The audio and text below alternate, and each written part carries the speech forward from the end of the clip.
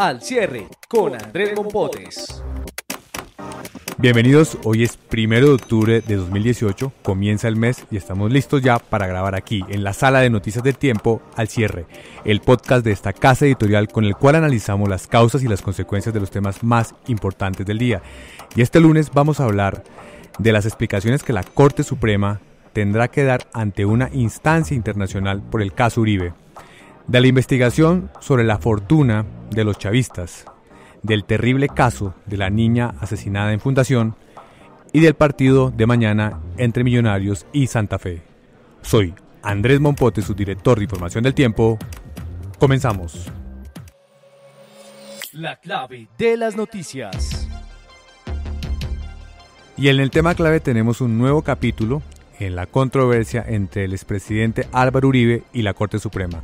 Hoy un relator de la ONU, un relator especial que tiene que ver con los magistrados, expidió una declaración en la cual busca respuestas sobre cómo la Corte Suprema está llevando el caso del expresidente Uribe. Preguntas que para algunos dejan la insinuación de que hay sospechas de que el debido proceso no se estaría respetando. Estamos en este momento con Milena Zarralde de la sección de Justicia del Tiempo. Milena, ¿qué fue lo que dijo este relator? Así es, Andrés, pues hoy se conoció una carta de Diego García Sayán, que es el relator especial sobre la independencia de los magistrados y abogados. En esta carta el relator, esta carta que es enviada además al canciller Carlos Holmes, él le pide que por favor el Estado colombiano rinda un informe sobre cómo va el proceso de investigación contra el expresidente Álvaro Uribe y contra Álvaro Hernán Prada por presunta manipulación de testigos.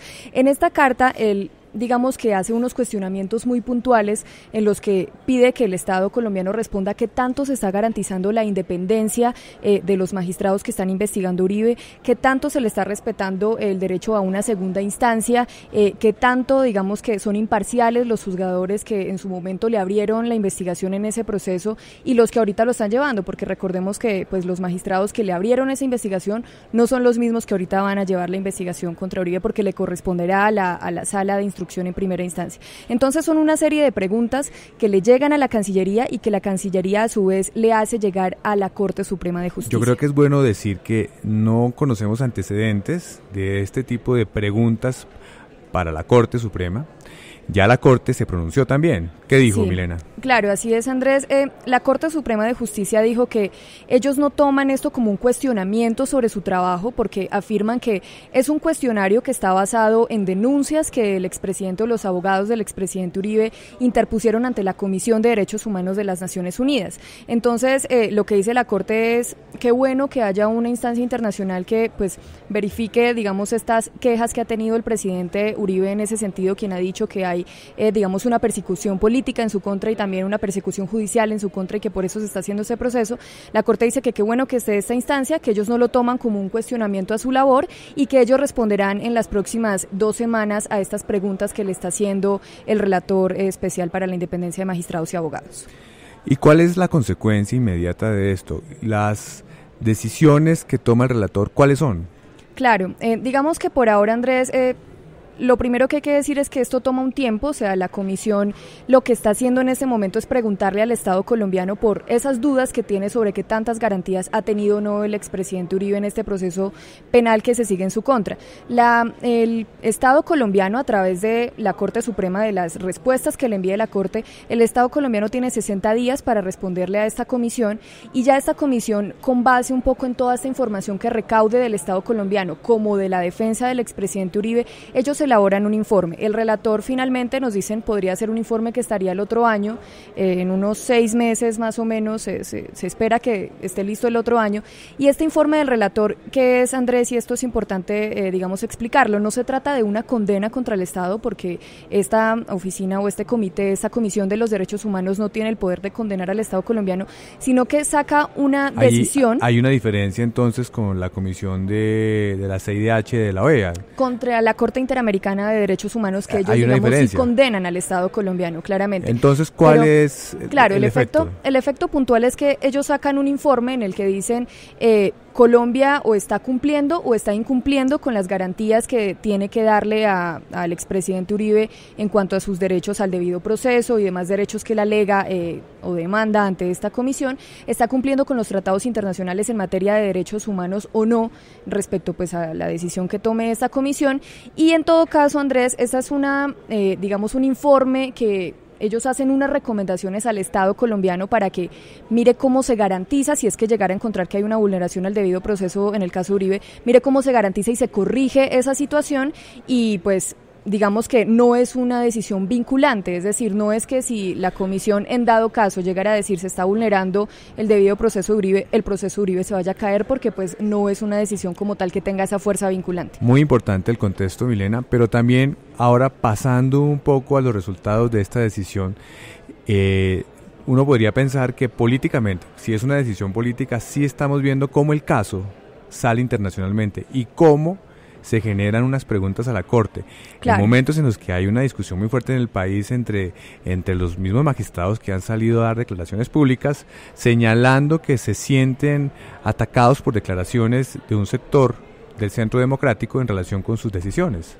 Claro, así es, Andrés. El efecto que uno podría decir que sería el más fuerte en este caso y como usted lo manifiesta es un efecto político, es un efecto también político internacional, si es que digamos este comité llegara a considerar que Colombia está violando los derechos del expresidente Uribe, pues en efecto tendría muchas repercusiones a nivel internacional sobre cómo se está viendo la justicia colombiana y cómo está operando en el caso de Uribe y de otros procesos, y bueno, en caso también de que llegara a considerar pues que no hay ninguna violación al debido proceso, eso también implicaría un poco que se está, digamos que de favor o no a favor de la Corte Suprema, pero que se está diciendo que en efecto no hay ninguna violación y que la Corte pues puede seguir con su proceso de forma como lo ha venido haciendo, pero en realidad ese es el efecto, o sea, más que jurídico, más que se vaya o no se vaya a caer el proceso penal contra el expresidente, que se sigue esta investigación, el efecto es más un efecto político frente a todas estas fuerzas que están en este momento a favor y en contra de esa investigación. Así es, Milena, muchas gracias.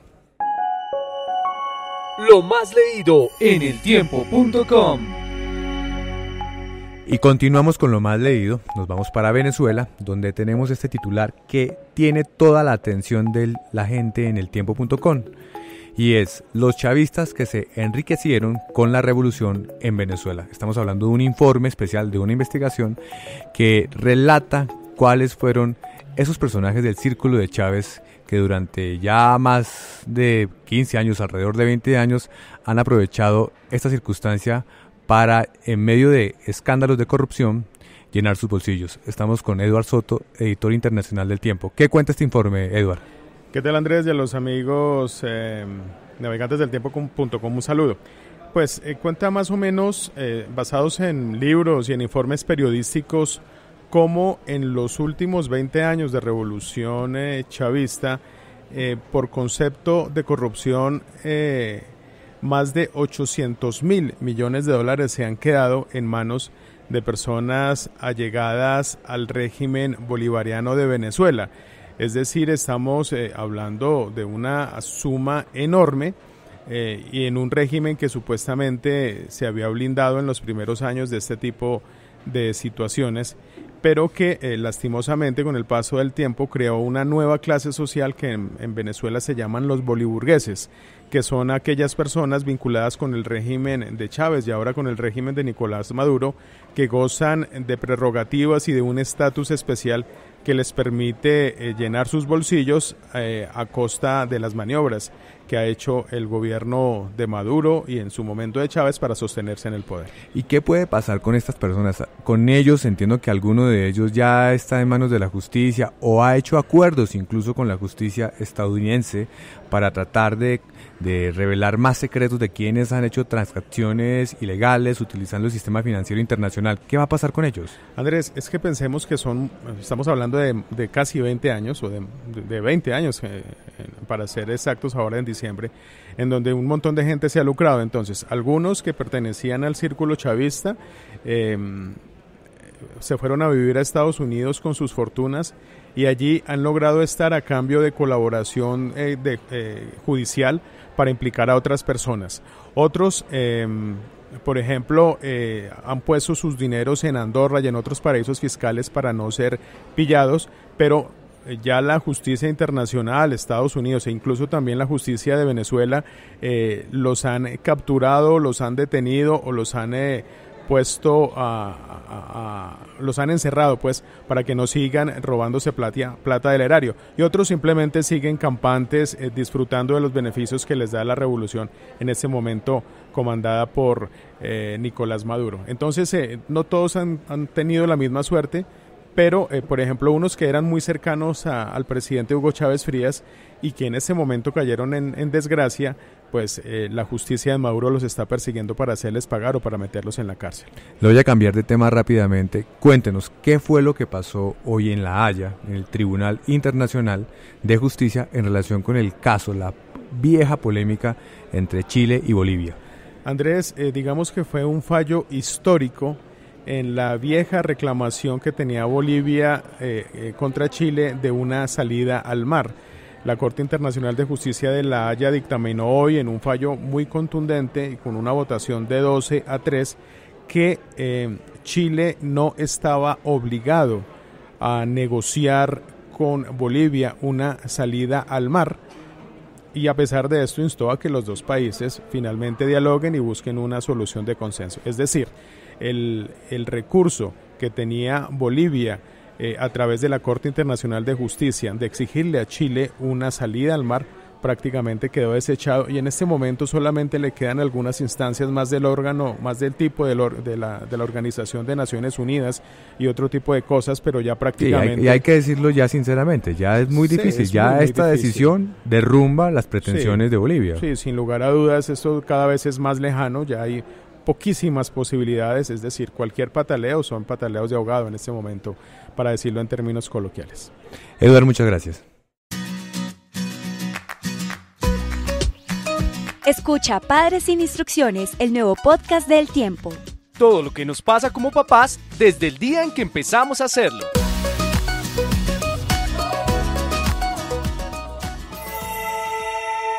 La cifra del día. Y en la cifra del día tenemos un caso muy dramático. Estamos hablando del asesinato de una niña en fundación en el Magdalena a manos de un hombre que ya está detenido. La cifra tiene que ver con lo que podría pagar este hombre como condena, hasta un máximo de 60 años. Estamos con Luis Miño, editor de Nación del Tiempo. Luis, ¿qué más sabemos de este terrible caso? Andrés, sí, se trata de Adolfo Arrieta García, el camionero que fue capturado por este atroz crimen que tiene conmocionado al Magdalena y al país. Lo que se sabe, Andrés, nuevo fue que el fiscal dio a conocer detalles que este hombre, quien no aceptó los cargos por el crimen de la menor, tenía antecedentes de violencia intrafamiliar.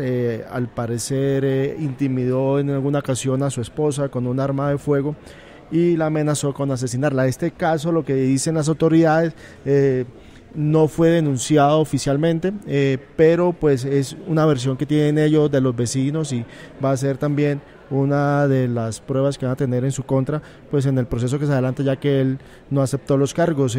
También se dice que esta persona había sido, eso sí, oficialmente detenida por lesiones personales, pero no se especificó en qué casos. Y bueno, Andrés, lo que se espera es que ya empiece pues el proceso y para mañana se tiene prevista una marcha en la ciudad de Fundación para rechazar este crimen y que las autoridades apliquen toda la ley contra este agresor. ¿Cuál es la versión de por qué ocurrió este crimen? Sí, Andrés, sobre eso el implicado lo que dice es que él no aceptó los cargos, pero su argumento es que él no se acuerda de lo ocurrido, básicamente. Eso puede llevar a pensar que se va a declarar con algún tipo de enfermedad mental. ¿Será algún tipo de estrategia de defensa?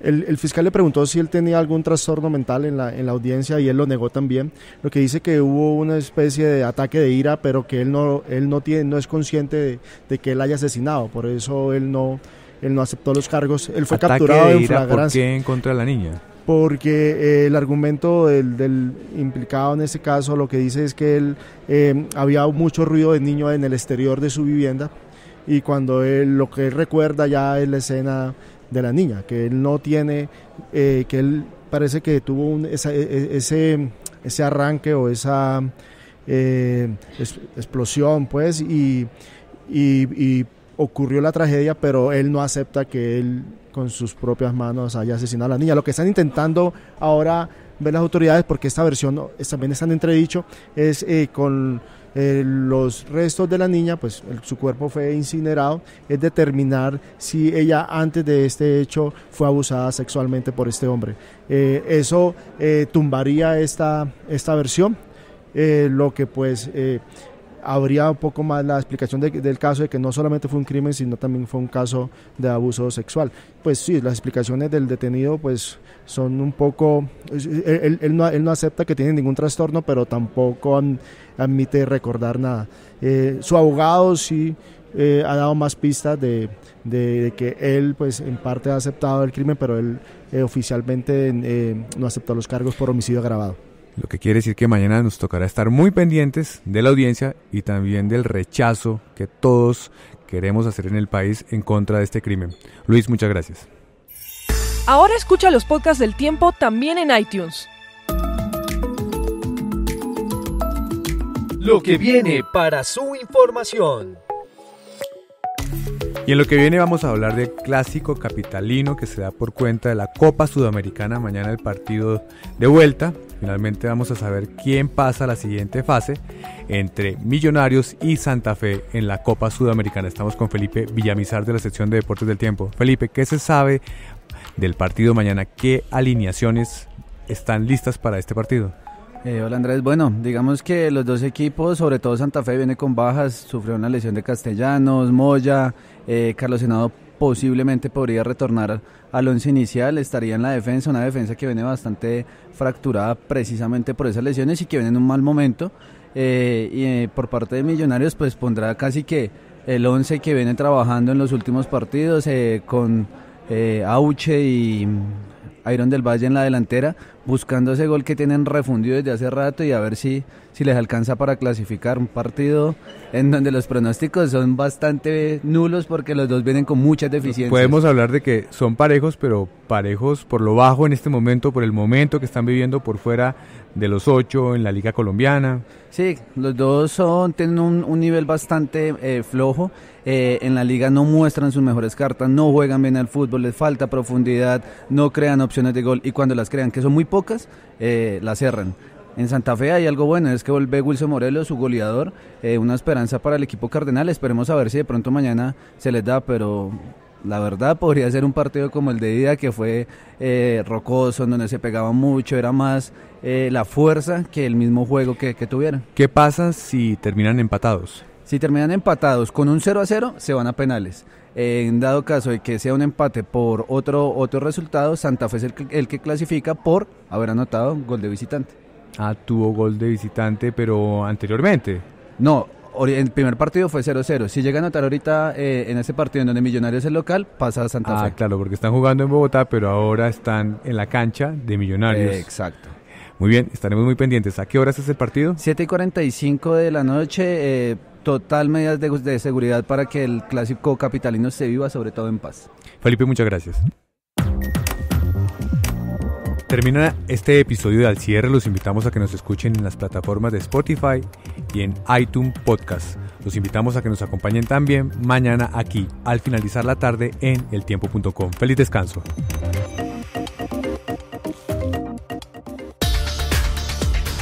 Escucha otros podcasts de El Tiempo ingresando a www.eltiempo.com/podcast.